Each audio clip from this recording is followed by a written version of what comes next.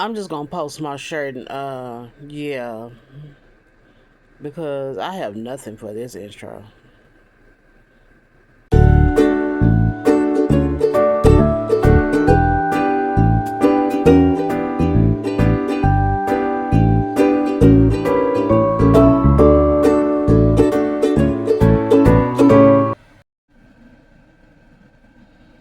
Greetings and salutations. This is your girl Outspoken Diva, and let's have a talk about it, shall we? What are we talking about today? We are talking about life transitions and being on reality TV, reality dating TV, in fact. Um, so the most recent um season of Ready to Love has just ended. The next episodes will be the reunion. If you don't watch it, Ready to Love, those of you who are not strangers to me, y'all know somehow another Ready to Love shows up in a discussion somehow. Those of you who have never, who are new or don't watch Ready to Love is a dating reality show where singles, most times they are of African American descent, um, who, well, not most time, they are of, everybody's of African American descent. From the ages of 30 to 50, they are professional people, and they are looking for love. Everyone is heterosexual, um, and yeah, you get down to the last three to four couples, and I choose you, or I choose me. That has happened. Okay. Um, this season was an interesting season. I've watched this show every season since the first season when they started in Atlanta. All cities get at least two seasons. They have been to Dallas, so yeah. That was an interesting season to watch because some of the places that they were having dates and things at, and activities that I have been to, so that was cool to see.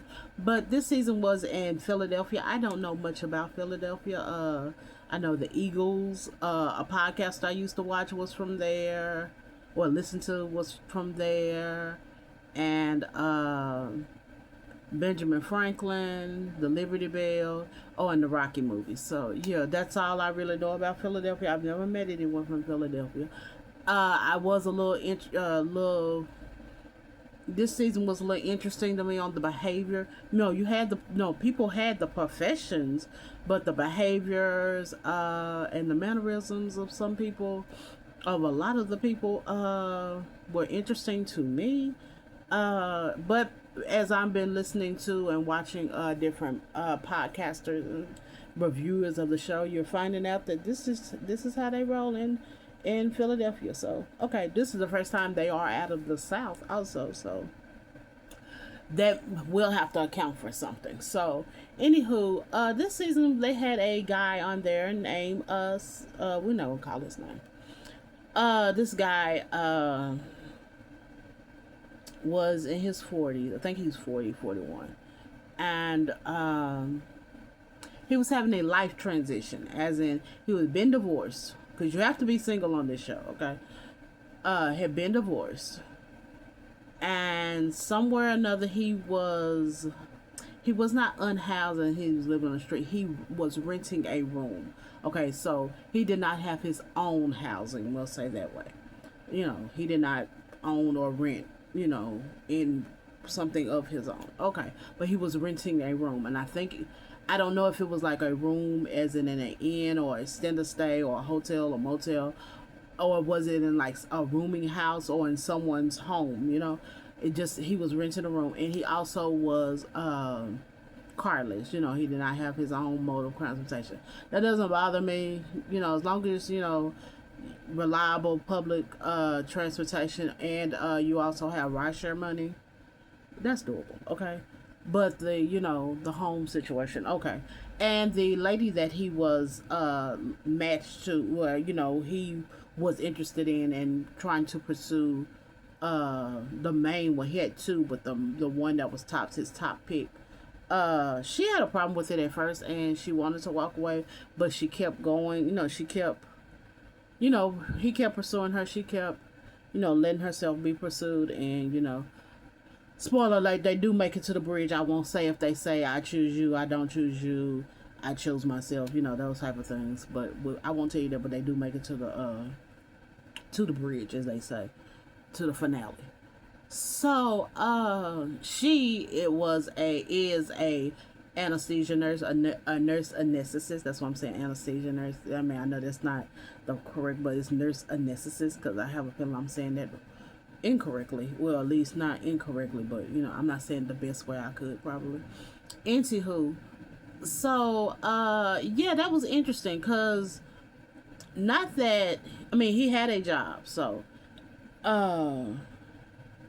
but I feel like, when you're in life transitions, you're not the most emotional or mental stable at that moment. You're trying to get you together. So I don't feel like it's fair, because now you're going through changes. You don't even know yourself that well. So how do you feel as though you should ask someone to hold you down that you're just meeting while you're in this new change in life? It's one thing if you were already in something, but you are in the middle of your transition and you're wanting someone to hold you down, someone to be your support person that you also have romantic eyes for, to do that same thing. And I feel like when you're doing those things, it's not fair. So I don't feel like that people in life transitions should be dating. I definitely don't understand, how do they make it to a dating show? To me, this is where keeping it real takes a little bit too far, because if we are to, I mean, this is why I always feel like this is one of those things I feel like dating shows actually make fun of people still dating, the dating process and stuff. They actually make fun of it, because why would you make this even an option? This person even an option? Okay. And then why would you I hope they were not shocked that this was going to be the outcome or the response to that. Okay. Also, in another show, the show that I was reviewing with my friend JJ, this topic was a topic that I wanted to talk to her about. JJ is being immensely blessed right now, so yeah, I can have her on later on. So right now she's taking care of business. So yeah, we are very proud and very happy for J May. So J May will be back later. But the show that I reviewed with JJ, the Never Ever Met, we are finding out that one of the couples was not who they seemed to be either, and the guy was unemployed, living with his father, and the young lady was filling out applications and stuff for him on this show. And the only reason why we were finding out was because they did, after they met from Never Ever Met, they finally met and all of these things. And she knew these things, in the house, but none of these things ever came up. And the only reason why we know these things is because they did not make it after, the show, eventually. And he owed her money. And he was still, at that time when she was exposing him, he was still unemployed. Now, we have found out from other means of sources that he does now have a job doing, following his dream and stuff. Excuse me.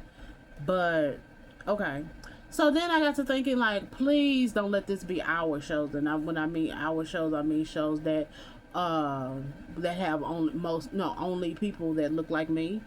On there. And no, I'm finding out the mainstream shows also have people on. I did my research and have people on those shows, those mainstream dating shows, that are people who are unemployed. Now, sometimes they do who they call unemployed, like if you're a real estate agent and you're not selling houses like people think you should, they call you unemployed. And then entrepreneurs, as an entrepreneur, okay, my thing is, I know that's a hot button topic. Should entrepreneurs have a 9 to 5 just in case. And I mean, if your specialty, whatever you're into, your as an entrepreneur, is that's paying bills and taking care of your lifestyle, that's one thing. If it's not, then yeah, you need to go get a 9 to 5. So, but I wouldn't call that person, just because you don't have a 9 to 5 job doesn't mean that you're unemployed. But if you don't have any of it, and no means of taking care of your life and your lifestyle and yourself, then yeah, you are unemployed. Okay, we get that.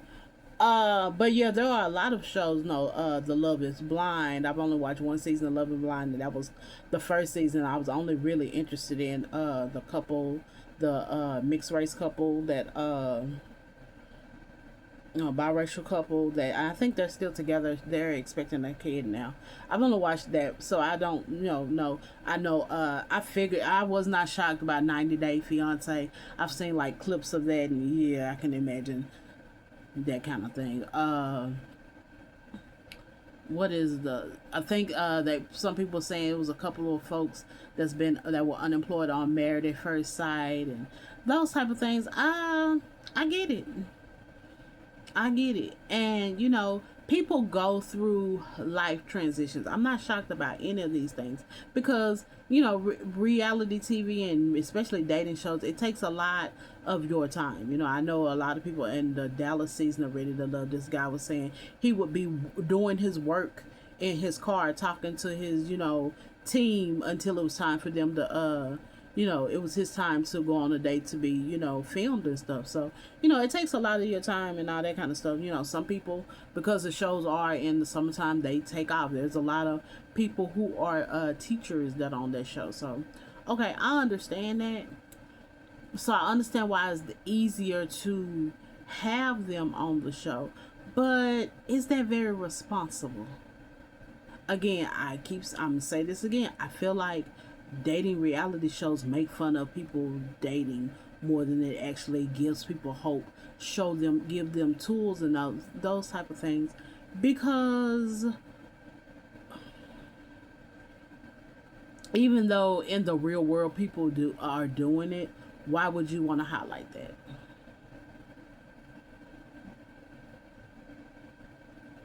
We talking about healthy relationships. No one who is having a life transition is in a healthy state to be dating.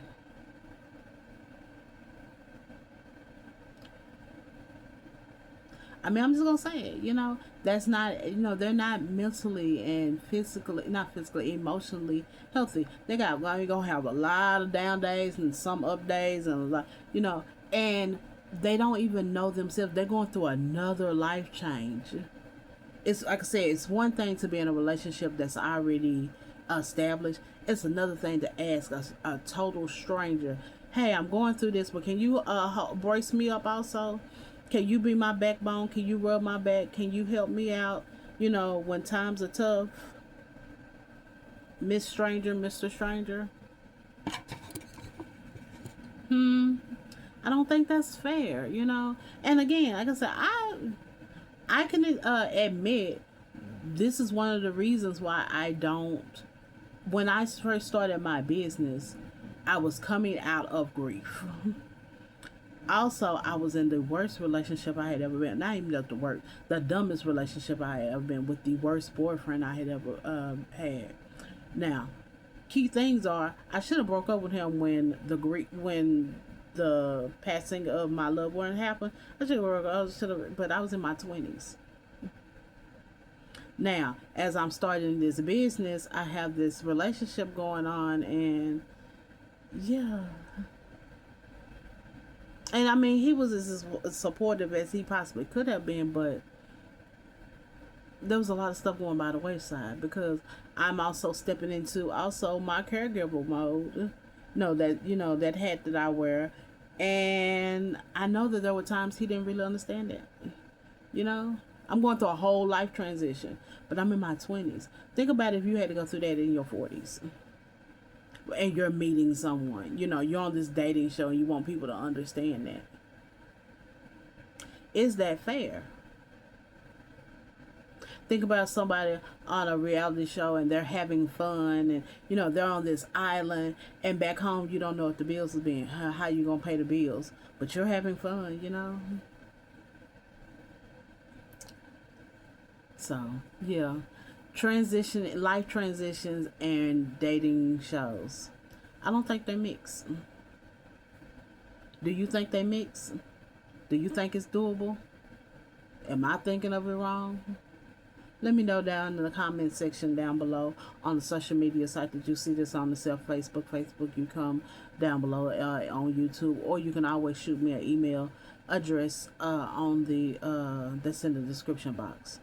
Now it is possible, because it is reality TV, that all could have been like a storyline. Reality TV is not scripted, but it can be suggested.